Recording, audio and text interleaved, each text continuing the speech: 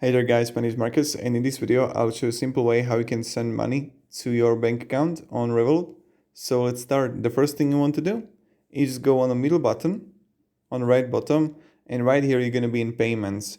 Now what you want to do is just click transfer under your name, and here you can pay to your friends or to bank account, and here you want to just simply add a beneficiary.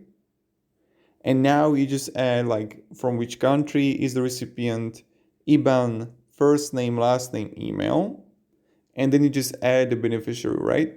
And when you will have completed it, you will see your beneficiary right here as an individual.